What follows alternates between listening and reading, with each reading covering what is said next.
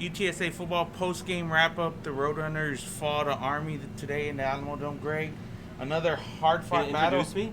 Greg Luca, San Antonio Express News. Sorry. Hi. I think people know you by Greg. Listen, this 2 is G's, your 1 this G. is your video. It's JJ your Twitter. Perez, Inside Runner Sports. We're here at the Alamo Dome.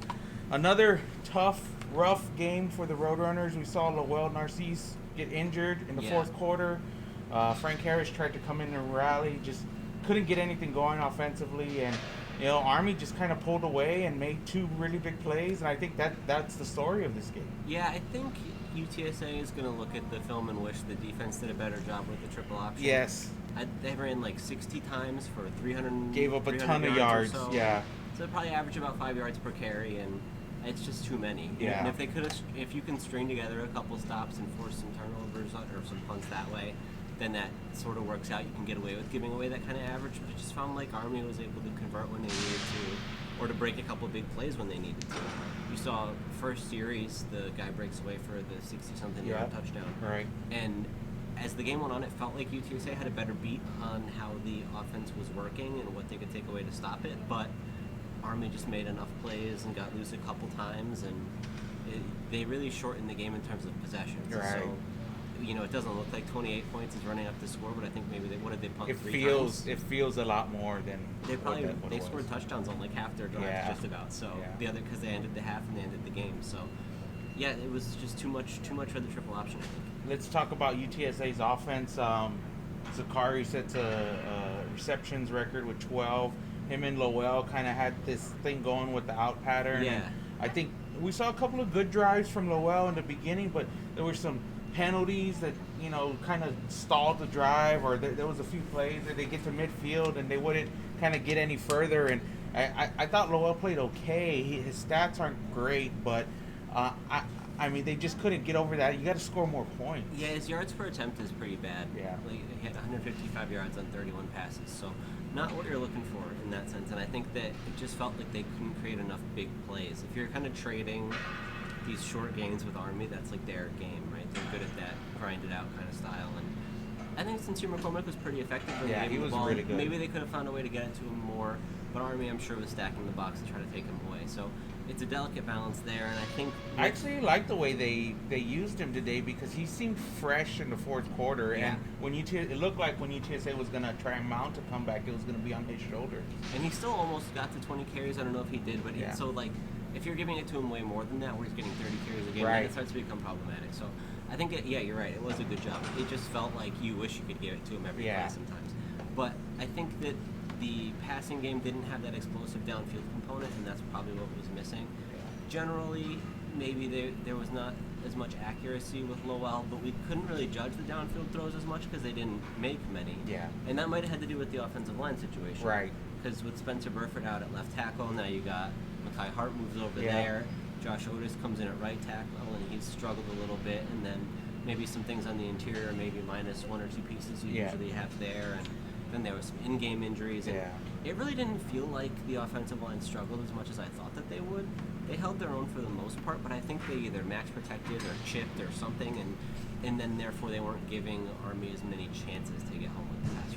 Let's talk about the personnel who was available today. Jeff Trader told us in post-game there were 8 guys that were out due to COVID testing and contact tracing. We don't know who those guys are, but obviously it appeared that some of the guys were on the offensive line. Right. At least 2 guys, 1.5 starters, I guess, if you put it that way. And not an optimal situation going against a tough Army team. You want to have, again, we don't know who exactly it was, and not really in the interest of speculating on it, but if they're missing any kind of depth up front in a game where you're going to have to, and that's on either side, either on the offensive line or on the defensive line, in a game where you're going to have to grind it out, then that's going to hurt you, because Army ran the ball 60 times, and UTSA's played 6 weeks in a row and against some physical teams, and so to have a hit to your depth at this point in the year is not ideal. So we'll see how long those guys are out and what kind of impact that has going forward. Jeff Traylor said in post-game that he felt like this week his guys were almost running out of gas, and this is the 6th straight game they've played. There's no scheduled bye week on the schedule right now, and I don't know that there's anything he can do to fix it. I mean, I wrote about this Wednesday or Thursday, like just the mental some toll, of the stuff they physical, can do, yeah. some of the stuff they can do practice-wise, and then how they've tried to keep them up mentally too. A lot of the different stuff that they've done to try to make practice enjoyable and football fun. And hopefully that sparks a little bit of energy. But at a certain point, there's just nothing you can do about playing that many games in a row against these caliber of teams. You're just going to get worn down. And I think you can even trace it back to the way the offseason and the preseason were different. Maybe everybody is less conditioned to hold up to that kind of a grind compared to a typical year. And it wouldn't be easy to do in a typical year anyway. We didn't see what exactly happened to Lowell. Jeff Traylor called it a lower body injury. They had his left leg, left leg, I think, in what looked like an air cast, and they carted him off. And Jeff Traylor said it doesn't look good. Yeah, Josh Atkins has already gone down for 6 to 8 weeks probably, and I mean UTSA's quarterback situation is sort of fragile right now, and I think it's Frank Harris at this point. Yeah, I mean the good thing is that you have your opening day starter in Frank Harris, so you have a guy that you're really comfortable and confident with, and then after that, who knows? Is Jordan Weeks available, and if not, for how long? When do we see him again potentially? Lowell, it seems like is going to be pretty serious, and Josh, it seems like is going to be pretty serious. So then we'd be talking about like Sutton Sapien or whatever. Right. So you just have to hope Frank Harris stays healthy, which is a thing we've said a lot of times for a lot of different reasons the last couple of years, and now is as important as ever because there aren't those proven options necessarily behind it. We miss anything in this game? I want to ask you some more questions on the season overall to this point before I move on. No, it felt like a hard game. I mean, what are you going to write about? Like, how do you write this game? I'm really not sure. It was a hard game to really get a read on, and it was like the kind of thing where, like, what Jeff said after the game was like, we made some plays, but we didn't make enough plays. Yeah. And it's like, that's such a simple and cliche thing to say, but it kind of felt like that was the case where both teams had stretches where they did what they wanted and plays where they did what they wanted, but just whoever executed more of them was the team that ended up winning, and that was Army. This is the third straight loss for the Roadrunners after they started the season with 3 straight wins. I made that comment to you. You said that's really not a surprise, I don't think. Yeah, I mean, in a way, it felt like they were 5-0 because the way they played, the UAB game and the BYU game were both encouraging. And I guess if you want to play that game, you could say Stephen F. Austin wasn't necessarily such a dominant showing, and Texas State, looking at what Texas State's done since then, maybe you wouldn't want to go to overtime with those guys, and stuff like that. So the 5-0 is obviously not what their record was, but I think sitting at 3-3 now is what everybody would have hoped for. No, you can't even say before the year because you thought they were playing Memphis, right? So it would have been way the worse.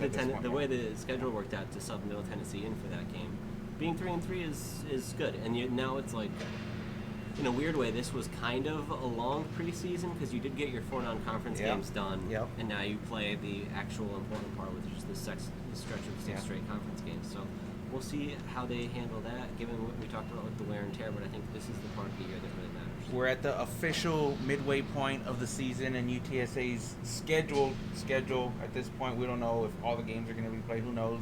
I mean, there was 2 CUSA games canceled today, so who knows? But where would you grade? What would you give? I want to ask you at the mid-season point. This is just off the hip. How would you grade UTSA's defense, offense, and special teams to this point? Well, special teams, this was the worst day for them probably. Yeah. But I think that just knocks you to like an A-. I agree with that 100%. They've been An great. A or an A+. They've been we saw 100 pluses kicked a 50-yarder today. Yeah. That was impressive. Offense, it's tough for the reasons that they say it's tough because of the quarterback situation. There's no consistency there. Yeah. A steady read on that and been able to see how it unfolds and develops. And the offensive line. I mean, you can't discount all these changes. Yeah, especially it took all this time just to get Mekhi Hart involved, and now finally he was where he wanted to be, and you got to move him again. Yeah, it's crazy. Kevin Davis was slow to get involved. So it's tough to really put a good grade on that because it's incomplete, but if you're going to ask me to, I think that's not bad. Yeah. I think B-. I don't know.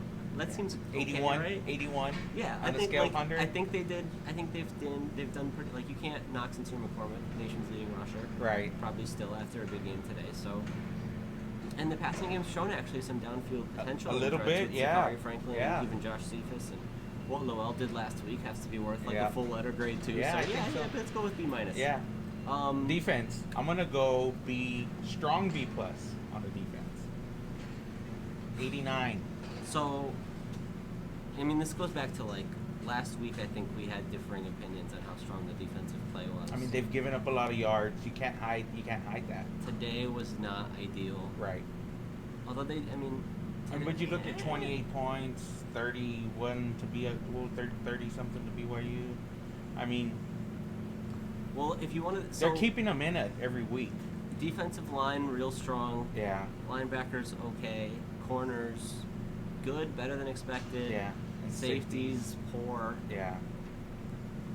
I'm gonna go with B. I like the play of the linebackers. If we were gonna break it down, I am surprised with the way Ligon and Harmonson have played. I was I surprised think they really stepped up. Ligon got I think 1 tackle last week, and it was weird to see that he didn't show up on the stats after the huge game that he had before that. So I think he's a freshman. We're still gonna see what he brings week to week. And then now let's average it overall. I'm not good at math. I think I'm going with B. B, like solid B, right? 85. And these are it's compared to expectations. I think they're sort of graded on the curve of how I thought they would do coming into the year because it's not like out of all of the teams in college football, like Clemson's an A and UTSA's a B. That's not what I mean. But compared to what we kind of thought they would be. This is just this little bubble of UTSA. Compared to where we thought they would be coming into the year, I think that's fair. Well, that'll wrap it up. We got a big rivalry game next week, Louisiana Tech. The last time we played That's a rivalry game? I think so. For the Roadrunner fans, I think it's a little bit of a rivalry game. There's a lot of rivalry games. Although, UTSA hasn't beat Louisiana Tech much over the years. So that's always another tough, hard game. And that game got moved tonight, next week. Bummer. For ESPNU, yes. We prefer day games. Deadline. But, that'll wrap it up here. I think, it's a tough loss, but I think as far as the overall direction and season and where Jeff Traylor has the program going, it's positive, but, the injuries and stuff are starting to pile up, and it's just, there's no end in sight, and when that's going to get better. We'll just have to see how fresh they look, but I don't want to knock them too much for this outcome against kind of a gimmicky offense that we'll see again the rest of the year. So. Well, that'll wrap it up. That's Greg Luca, San Antonio Express News, JJ Perez, Inside Runner Sports. Appreciate you guys watching. See you next week.